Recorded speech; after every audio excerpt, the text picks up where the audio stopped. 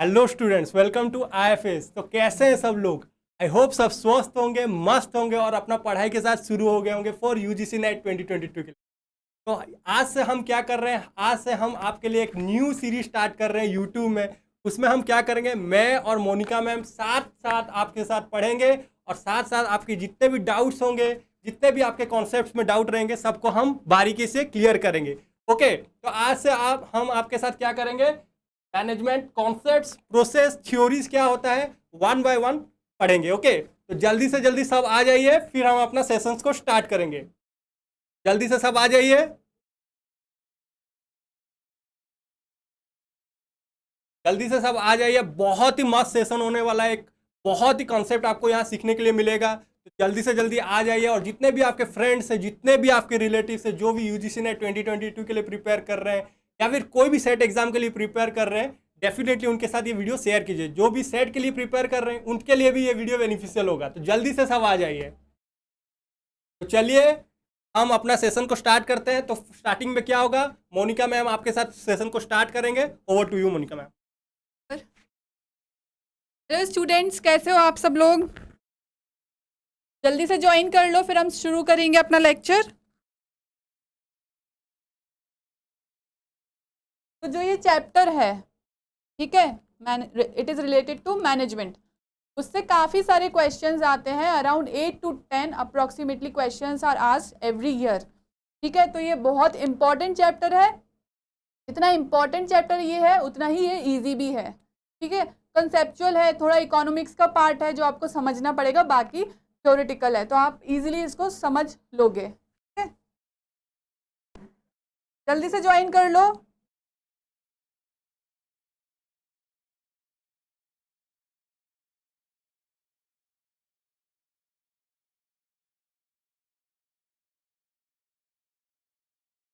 चलो तो शुरू करें आज का लेक्चर।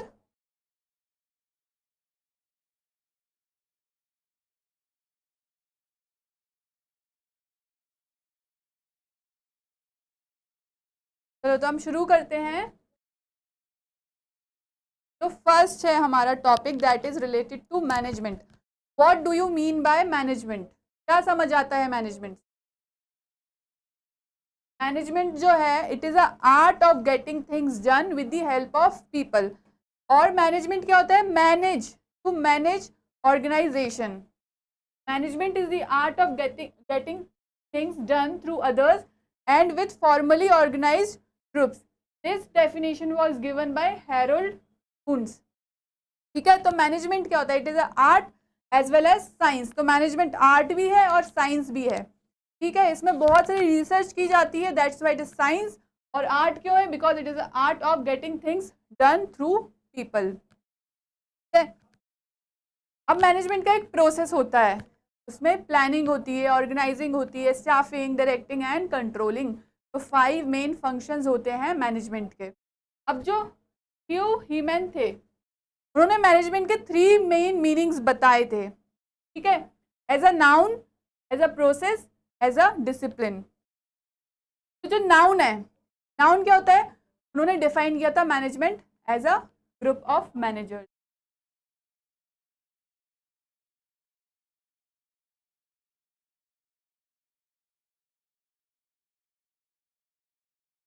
ठीक है, तो management is defined as a group of managers और वो नाउन तरह यूज किया जाता है। फिर it is defined as a process. जैसे मैंने आपको बताया, मैनेजमेंट एक प्रोसेस है, एक उसमें काफी सारे फंक्शंस होते हैं। क्या क्या फंक्शंस होते हैं? प्लानिंग। प्लानिंग क्या होता है? कुछ भी प्लान करना, what to do, when to do, how to do in advance. पहले से प्लान कर लेना और उसके हिसाब से फिर आगे मूव फॉर आगे काम करना। देन ऑर्गेनाइजिंग, ऑर्गेनाइज करना, टू डिसाइड किसको क्या काम करना है और वो अलॉट करना। Then comes the staffing. Staffing में होता है रिक्रूट करना, जो हमारा रिक्वायर्ड पर्सनल है उसको रिक्रूट करना। ठीक है, देन डायरेक्ट, उनको डायरेक्ट करना, how to do a particular task, direct करना। And then controlling. Controlling mean जो हमारा एक्चुअल वर्क है, to compare it with planned work, काम चल कैसा रहा है, प्लानिंग में जो हमारा काम था और जो भी एक्चुअल में काम चल रहा है उन दोनों में कुछ डिफरेंस तो नहीं है, और अगर डिफरेंस है तो उसको रेक्टिफाई करना, अगर हमारा शॉर्टकमिंग्स है कुछ तो rectify that shortcoming, otherwise to control. ठीक है, अब थर्ड जो है that is management as a discipline. अभी तक समझ आया आप लोगों को?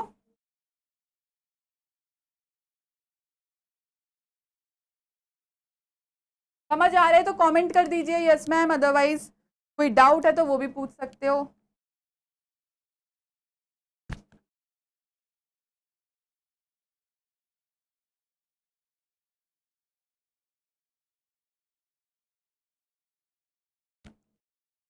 लास्ट क्या है? As a discipline. ठीक है, तो इसमें क्या है, मैनेजमेंट को एक सब्जेक्ट, एक डिसिप्लिन की तरह बताया गया है। तो ये थे हमारे 3 मीनिंग्स ऑफ मैनेजमेंट, किस किस टाइप से मैनेजमेंट को ह्यू हीमैन ने डिफाइन किया है।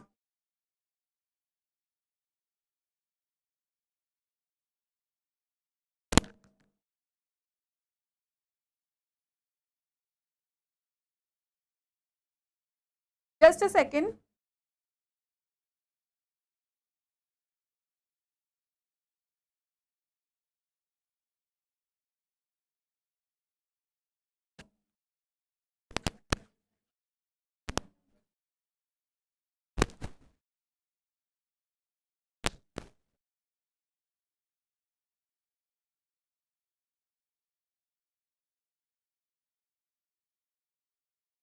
चलो तो हम नेक्स्ट स्लाइड पे चलते हैं। नेक्स्ट स्लाइड है फीचर्स ऑफ मैनेजमेंट। मैनेजमेंट के क्या क्या कैरेक्टरिस्टिक्स है, क्या क्या फीचर्स है, we will study about that. तो फर्स्ट जो है that is continuous and never ending process.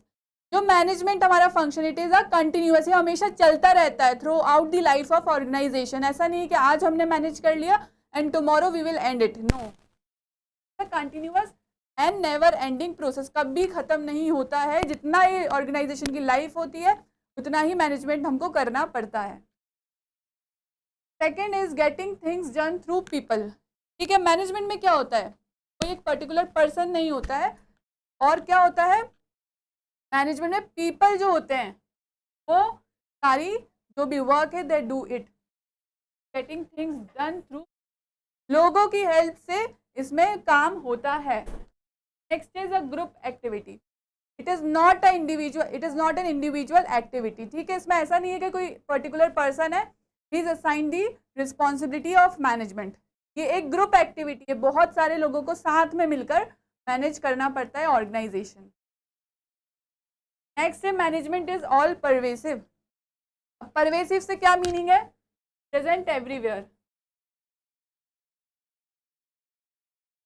अब मैनेजमेंट जो है वो हमको हर जगह चाहिए, in every field, in every organisation, भले कुछ भी, हॉस्पिटल हो, कोचिंग हो, स्कूल हो, सारी जगह हमको मैनेजमेंट चाहिए। तो इट इज ऑल परवेसिव। अगर ऑर्गेनाइजेशन को मैनेज नहीं कर पाएंगे अच्छे से तो it will not work effectively and efficiently. Next है मैनेजमेंट इज इंटेंजिबल। इंटेंजिबल क्या होता है, things which we can not see और टच।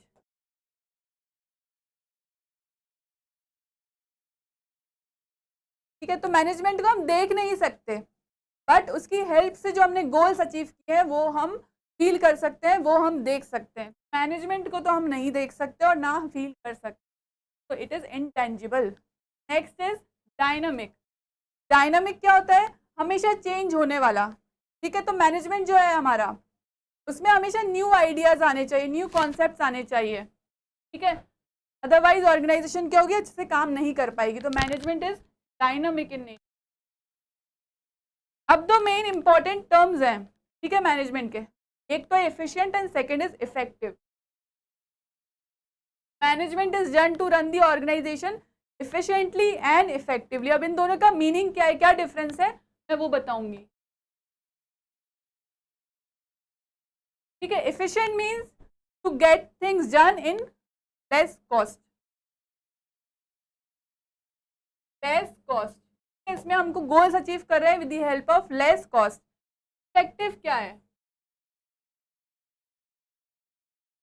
जितना टाइम प्रिस्क्राइब्ड है, जितना टाइम अलॉटेड है, उतने टाइम में, within that time we have to complete a given task. So achieving goals or completing tasks in the stipulated time.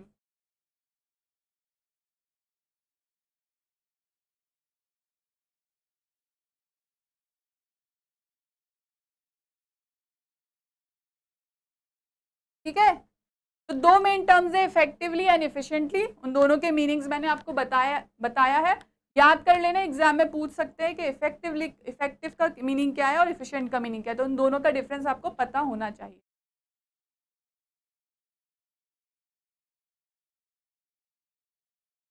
Next slide पे चलते हैं. मैनेजमेंट का क्या प्रोसेस है? सबसे पहले तो इनपुट्स होंगे. ठीक है, मैनेजमेंट करने के लिए वी नीड सम इनपुट्स. तो इनपुट्स क्या क्या है? एम्प्लॉइज हो गए हैं, मैन एंड विमेन. मटेरियल्स हो गया है, मटेरियल्स जो हम रॉ मटेरियल्स यूज करते हैं इन केस ऑफ प्रोडक्शन. मशीन्स हो गई हैं जो प्रोडक्शन में यूज होती है. Money important factor for management. Methods and market. ये जो सारे इनपुट्स हैं, ठीक है,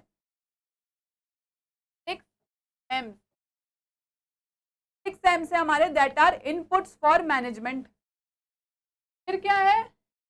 सारे जो इनपुट्स हैं, these are use in the functions of management. Functions of management अभी जो मैंने आपको बताया है, there are 5 functions of management: planning, organising, staffing, directing and controlling. तो मैनेजमेंट फंक्शंस परफॉर्म करते हैं, और फिर जो मैनेजमेंट फंक्शंस परफॉर्म होते हैं उसकी हेल्प से क्या होता है? We achieve our desired goals. Desired goals क्या क्या होंगे ऑर्गेनाइजेशन का? उन्होंने कोई एक पर्टिकुलर गोल सेट किया था इन एडवांस ड्यूरिंग प्लानिंग कि हमको ये गोल अचीव करना है. ये गोल अचीव किया, या फिर उनका कुछ गुड्स का टारगेट था कि that much quantity we have to produce, वो हो गया अचीव. या services, in case of service company. तो ये था पूरा मैनेजमेंट का प्रोसेस. अब मैनेजमेंट में जैसे मैंने बोला, it is art of getting things done with the help of people. अब उसमें पीपल कौन कौन है? जो भी उसमें पीपल हैं, they are categorise into 3 levels, mainly 3 levels. First is top, middle and lower level of management. तो हमारे 3 मेन लेवल्स ऑफ मैनेजमेंट हैं, that is top, middle and lower. अभी तक कोई डाउट है? कमेंट करके बताओ मुझे समझ आ रहा है या नहीं आ रहा है.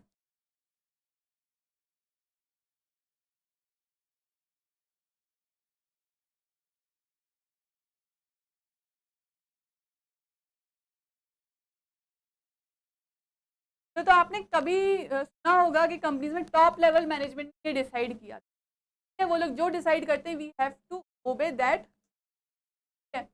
तो रूल्स एंड रेगुलेशंस कौन बनाता है? Is framed by top management. जो टॉप मैनेजमेंट होता है वो ही सारी स्ट्रेटजी, रूल्स, रेगुलेशंस डिसाइड करती है ऑर्गेनाइजेशन के लिए. ठीक है, तब टॉप लेवल मैनेजमेंट में कौन कौन आएगा?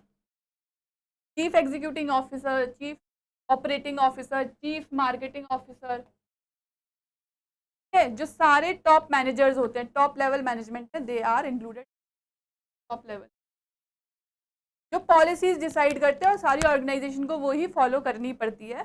तो टॉप लेवल मैनेजमेंट है.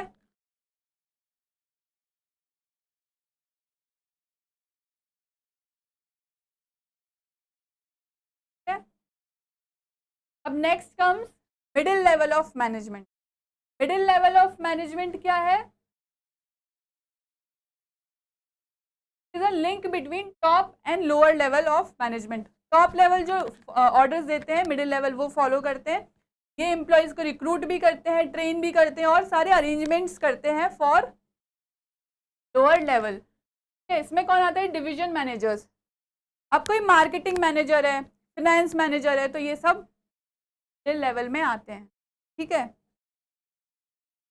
Next is lower level of management.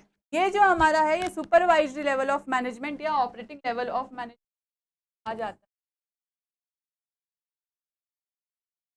अब इन केस ऑफ प्रोडक्शन कंपनी, अब जो प्रोडक्शन होगा एक्चुअल टॉप लेवल नहीं करेगी, वो मिडिल भी नहीं करेगी, it is performed by lower level of management. इन्हीं पर सारा जो मैनुअल वर्क होता है या जो एक्चुअल काम होता है वो डिपेंड करता है। तो lower level of management performs the actual work of the organisation. इनको इन सब के ऑर्डर्स मानने पड़ते हैं, ठीक है। तो जो अथॉरिटी होती है, ऑर्डर्स आ रहे हैं in downward direction, top level की अथॉरिटी है वो मिडिल लेवल की, लोअर लेवल सबकी मिडिल तक, और जो रिस्पॉन्सिबिलिटी होती है गोज इन अपवर्ड डायरेक्शन।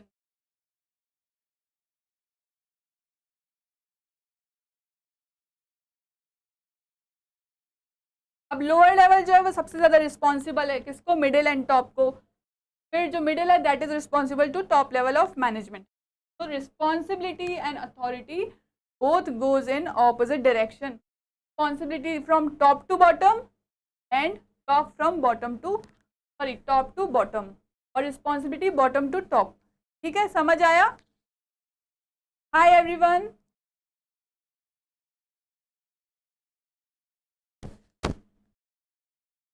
चलो तो नेक्स्ट टॉपिक जो है वो है roles of manager. I hope मैंने जो आपको बताया है वो सब क्लियर है, अगर नहीं है कुछ तो कमेंट में मुझे बता दो, आई विल क्लियर दैट। अब जो टॉपिक है रोल्स ऑफ मैनेजर, मैनेजर के क्या क्या रोल्स होते हैं, ठीक है। तो अभी हमारे साथ सिद्धार्थ सर भी हैं, तो अब आपको सारा जो है टॉपिक स्लाइड्स है वो सब सिद्धार्थ सर आपको बताएंगे, ठीक है। Thank you everyone. Thank you so much ma'am. Hello friends, hello students, कैसा लग रहा है? आई होप आपको यहाँ तक अभी तक जितने भी सेशंस है बहुत ही अच्छा लगा होगा। तो चलिए देखते हैं अभी मेरे साथ कौन कौन जुड़ चुके हैं। हेलो घूमता, हेलो साक्षी, हेलो प्रतीक, हेलो रूसी। आई होप आप सब मस्त होंगे, स्वस्थ होंगे और पढ़ाई भी कर रहे होंगे। तो चलिए अभी मैं आपके साथ डिस्कशन करूंगा हेनरी मिंजवर्स का मैनेजरियल रूल्स।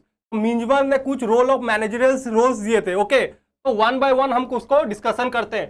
तो उन्होंने एक बुक पब्लिश किया था ना, नेचर ऑफ मैनेजरियल वर्क। तो मैनेजरियल मैनेजर एक काम कैसे करते हैं, कौन सा प्रोसेस यूज करते हैं, तो उन्होंने वो बुक में सब कुछ अपना पब्लिश किया था, ओके। हेलो रूसी। And characteristic role in 10 roles में उन्होंने डिवाइड किया था। तो फर्स्ट हम देखते हैं क्या क्या रोल्स था। एक डिसीजनल रोल्स, वो डिसीजन जितना भी काम रिलेटेड डिसीजंस होता है मैनेजर लेता है। उसके साथ साथ इंफॉर्मेशनल रोल्स, इंफॉर्मेशंस देता है। उसके साथ साथ इंटरपर्सनल रोल्स, आई होप आपको ये वाला विजिबल होगा। इंटरपर्सनल रोल्स तो आप इसको एक छोटा सा निमोनिक से याद रख सकते हो, I2D मतलब IID, okay. TII decisional role, informational roles and last one is interpersonal roles.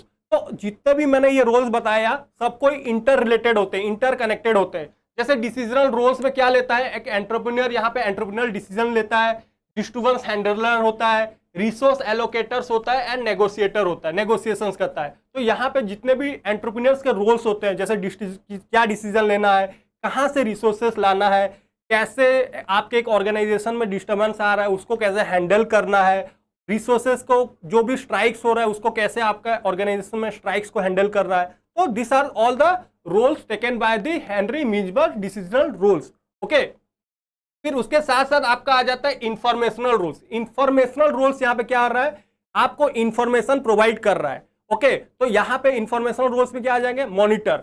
देखिए यहाँ पे मॉनिटरियल एक मैनेजरियल रोल कैसे होगा, वो देखेगा कि कौन सा इंफॉर्मेशन को आगे पास करना है। तो यहाँ पे वो एनालिसिस करेगा, चेक करेगा कि जो भी इंफॉर्मेशन मेरे ऑर्गेनाइजेशन के लिए ठीक है कि नहीं। अगर वो इंफॉर्मेशन गलत होगा तो वो आगे उसको पास नहीं करेगा, अगर वो ठीक होगा तो नेक्स्ट पास होगा। तो इसी के लिए उसको बोला जाता है मॉनिटर करता है।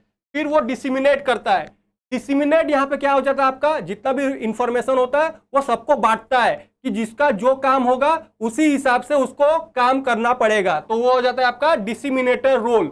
स्पोक्स पर्सन, देखिए आपने स्पोक्स पर्सन सुना ही होगा। बहुत सारे ऑर्गेनाइजेशन होते हैं, गवर्नमेंट ऑर्गेनाइजेशन होते हैं जहां पे उनके स्पोक्स पर्सन रहते हैं। वो ऑर्गेनाइजेशन बिहाफ में बाहर के मीडिया को अपना बताते हैं कि क्या ऑर्गेनाइजेशन क्या डिसीजन लिया है, क्या लेगा आगे फ्यूचर के लिए। तो वो हो जाता है स्पोक्स पर्सन। तो मैनेजर का एक स्पोक्स पर्सन काम भी होता है, हेलो प्रतिभा, वेरी गुड इवनिंग। और उसी तरह आपका इंटरपर्सनल रोल, इंटरपर्सनल देखिए नाम से ही पता चल रहा है, इंटरपर्सनल मतलब इंटर रिलेटेड करेगा, मतलब आपके जितने भी एम्प्लॉइज होंगे उनको इंटर रिलेटेड करके रखेगा, आपके जितने भी डिपार्टमेंट्स होंगे ऑर्गेनाइजेशन में उनको इंटर रिलेटेड करके रखेगा, तो वो हो जाता है आपका इंटरपर्सनल रोल।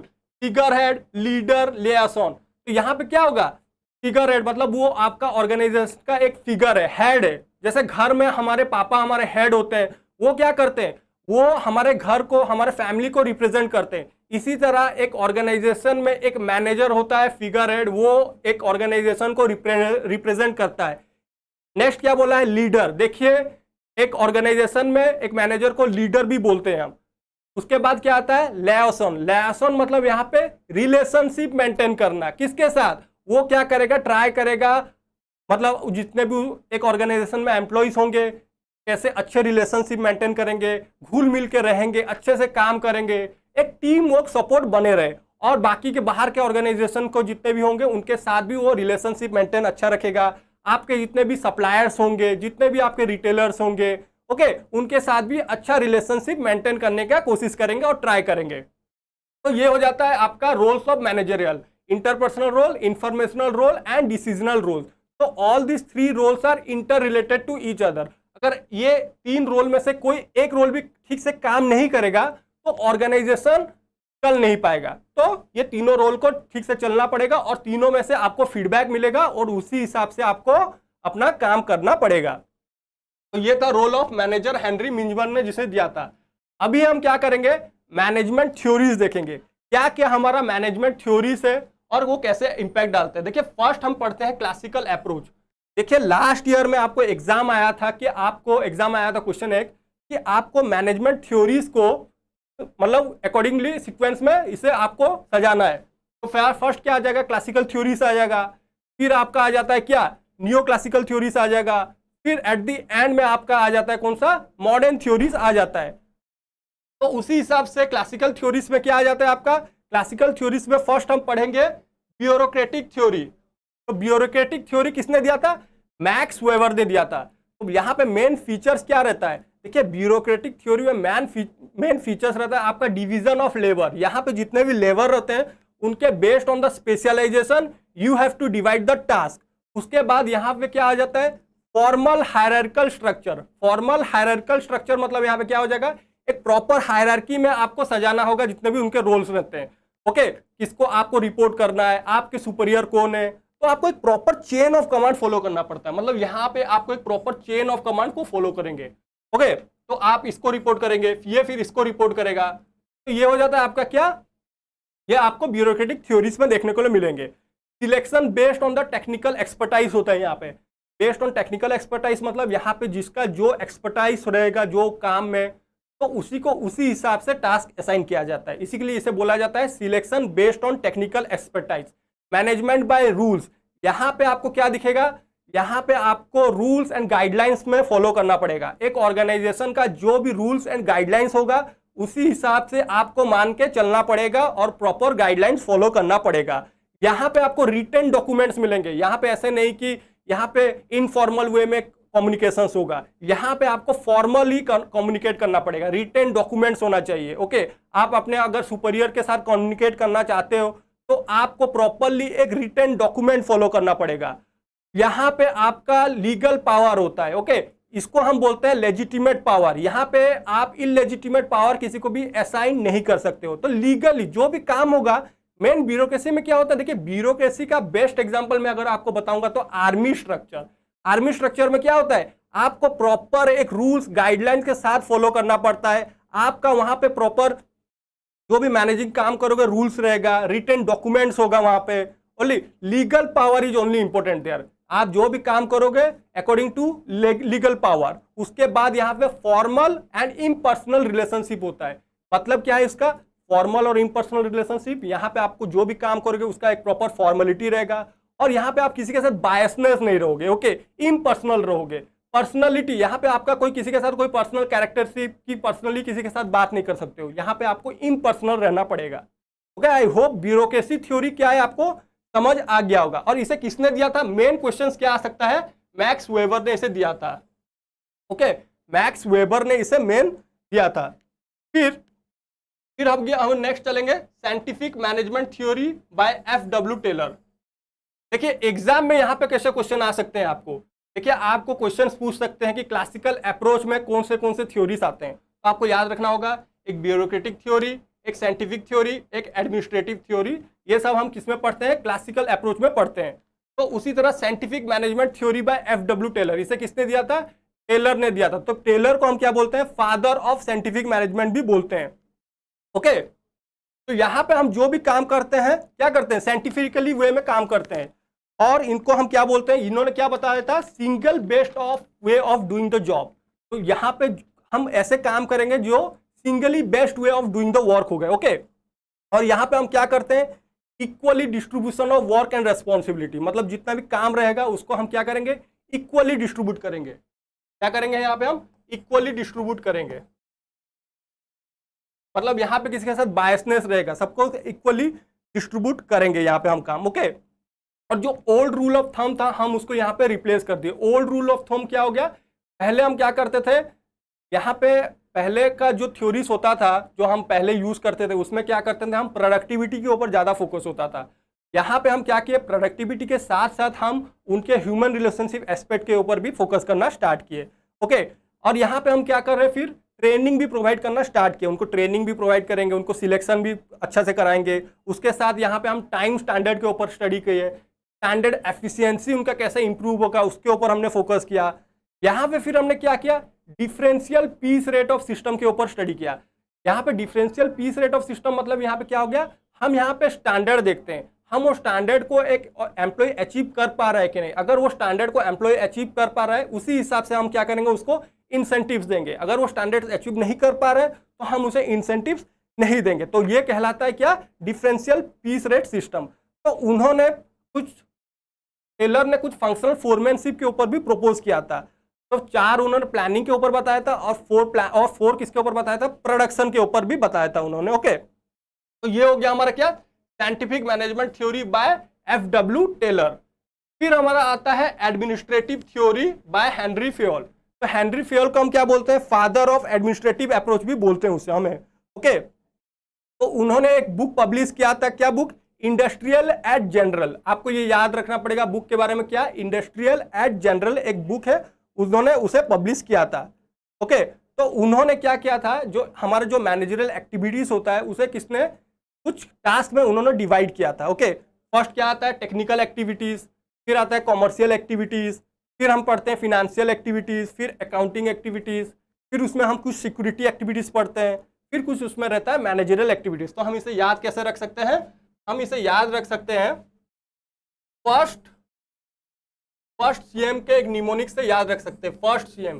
फर्स्ट सीएम एक निमोनिक से, इससे आप याद रख सकते हो क्या क्या उसमें एक्टिविटीज होता है, 6 मैनेजरियल एक्टिविटीज जिन्होंने हेनरी फेयोल दिए थे। तो हेनरी फेयोल क्या देते हैं, F stand for financial activities, A stand for accounting activities, F stand for security activities, T stand for technological activities, C stand from क्या, C stand from commercial activities and M stand from managerial activities. तो Henry Fayol ने ये 6 type में इसे divide किया था, क्या क्या एक मैनेजर एक्टिविटीज काम करता है। और इन्होंने बेस्ट थिंग क्या दिया था, 14 प्रिंसिपल्स ऑफ मैनेजमेंट भी दिया था, 14 प्रिंसिपल्स ऑफ मैनेजमेंट। और इन्होंने एक और कॉन्सेप्ट दिया था गैंग प्लैंक के ऊपर। देखिए गैंग प्लैंक क्या होता है, देखिए हम जब पढ़ते हैं ब्यूरोक्रेटिक थ्योरी में, हम जब पढ़ रहे थे हमें क्या था, हमें एक प्रॉपर चेन ऑफ कमांड को फॉलो करना पड़ता था, हमें एक प्रॉपर लाइन स्ट्रक्चर को फॉलो करना पड़ता था अगर हमें हमारे सुपीरियर के साथ कम्युनिकेट करना है। तो इन्होंने क्या बोला, इन्होंने बोला नहीं, हम इमरजेंसी सिचुएशन में हमें अगर किसी से कम्युनिकेट करना होगा तो हम वो लाइन को ब्रेक कर सकते हैं। तो ब्रेक कैसे करेंगे, तो उन्होंने बताया गैंग प्लैंक यूज करेंगे। तो गैंग प्लैंक का डायग्राम कैसा होता है, देखिए ऐसे डायग्राम होता है। देखिए यहाँ पे अगर आपका सुपीरियर बैठा है ए, तो आपका यहाँ पे और एक सुपीरियर है, यहाँ पे सुपीरियर और यहाँ पे आप हो। तो इसी तरह यहाँ पे और एक सुपीरियर है आपका 1 2, यहाँ पे 3। तो आपको क्या लाइन स्ट्रक्चर में प्रॉपर लाइन फॉलो करना यूज करना पड़ता था। इधर आप ए से डी जाओगे या फिर डी से ए जाओगे, ये स्ट्रक्चर फॉलो करते थे। बट गैंग प्लैंक में क्या कर रहे हो, अगर आपको डी को 1 के साथ कम्युनिकेट करना है तो डायरेक्ट वो लाइन को ब्रेक कर सकता है और 1 के साथ जाके भी वो कम्युनिकेट कर सकता है। अगर 3 को C के साथ जाना है तो 3 भी ब्रेक कर सकता है, डायरेक्ट C के साथ कम्युनिकेट कर सकता है।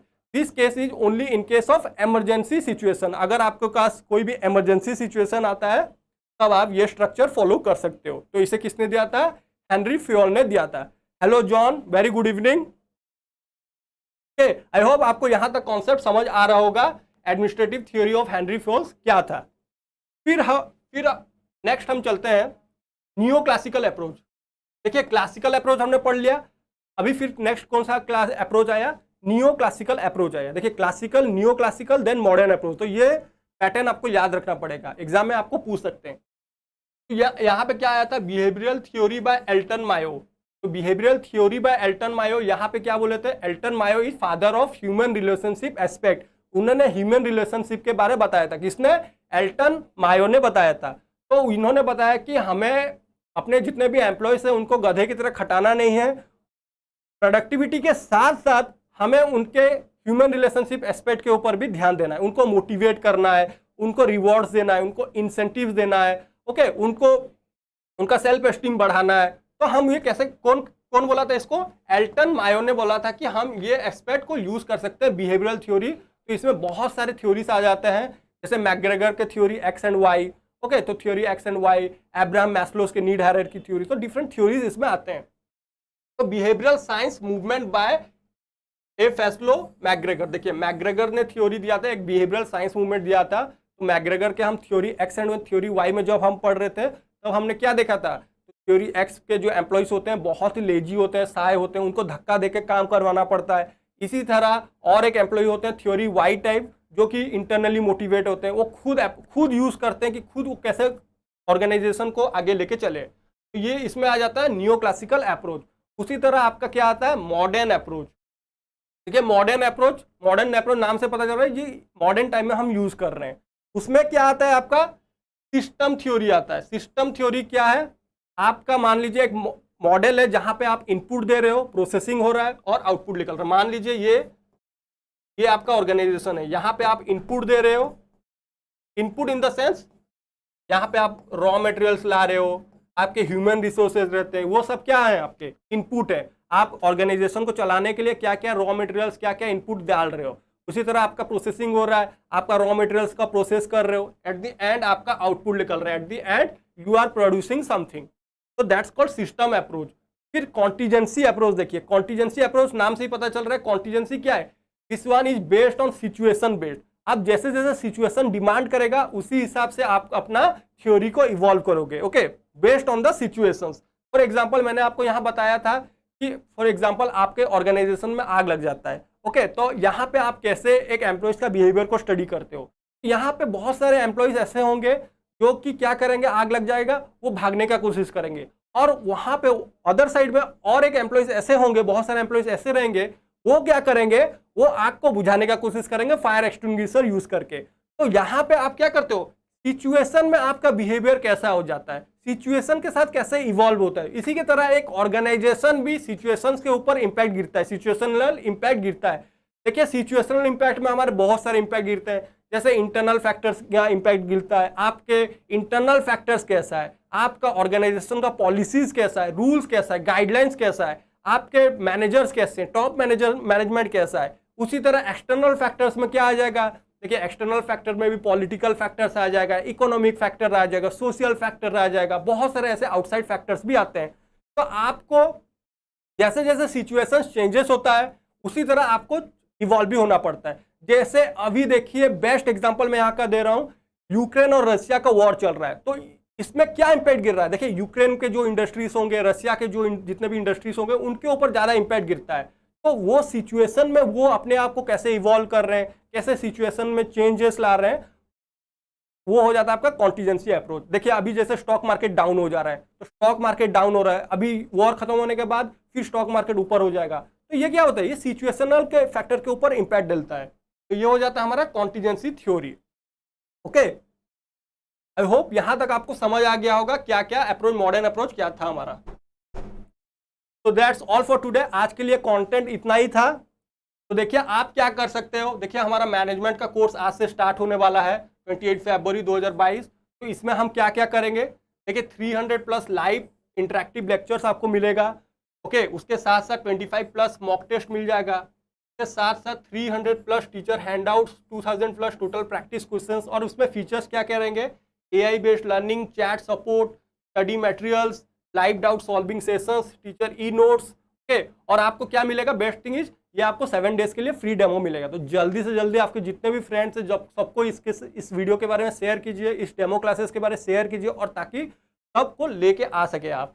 For more information what you can do, you can log in to www.ifsonline.com, या फिर आपको एक नंबर दिख रहा होगा, ये नंबर में आप क्या कर सकते हो, कांटेक्ट कर सकते हो 9172266888। ये नंबर में आप कॉल करके जो भी क्वेरीज है रिगार्डिंग द कोर्स स्ट्रक्चर आप डाउट पूछ सकते हो।